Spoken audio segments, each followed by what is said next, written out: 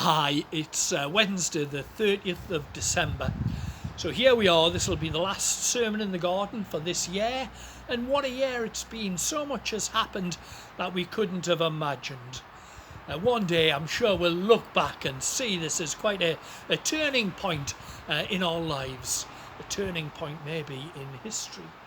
At the start of 2021 so near, many of us will take the opportunity of looking back over the past and looking forward to the future, wondering what it will hold.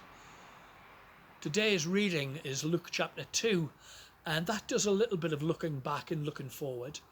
We'll find ourselves in the temple in Jerusalem, and Jesus is there being taken by his parents, because in line with Jewish law, they are dedicating their firstborn son to God's service.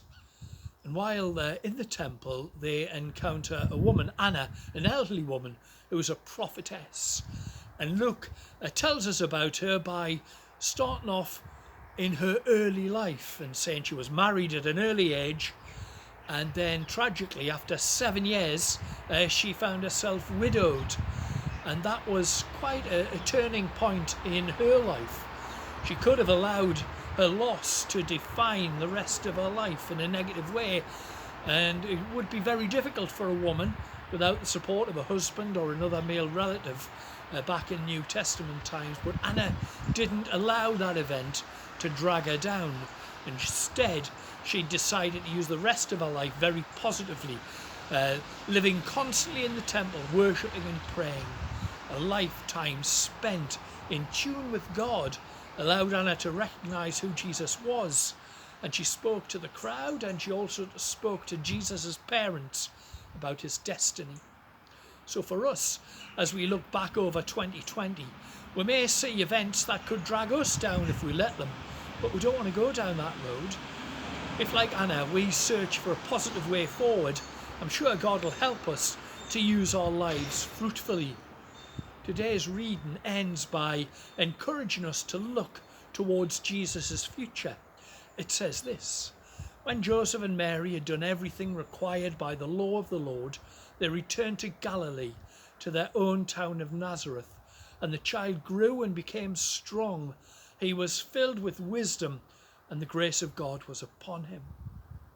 When we look to the future, it can be tempting to think that we have no power over what will happen to us. But the optimistic picture that Luke paints for us as we see Jesus set off towards his future on earth shows us that much can be done to influence the future. We see that Jesus has been placed in a family that will nurture him. And we see already that they've dedicated him to God.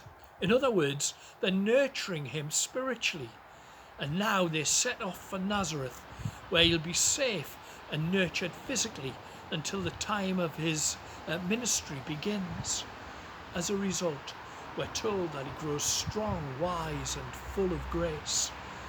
Positive nurturing is very important. Just over a week ago, our hens arrived, and even by hen standards, they seem pretty dim. They won't go out into the covered run that I've built for them. They just crowd up into one corner of the hen house. They don't know how to scratch the dirt. They don't know how to roost on a perch. And why? Well, because they were bought by the farmer as day-old chicks and reared away from any adult hens. So I find myself having to be the mother hen. I try and nurture them into being more chicken-like. I've put the perch right down near the ground so that they have to trip over it when they go for their food. I put a fake egg in the nesting box to show them where they're to go to lay eggs. Well, I hope it works. We will have no control over the events that we'll encounter in 2021, but what we can control is how we cope.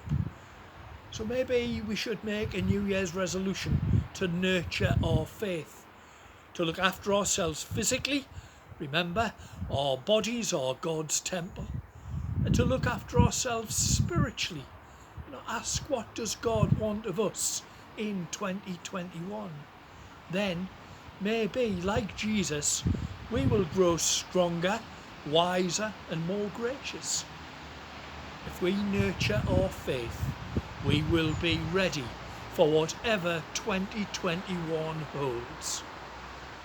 Bye for now. See you next year.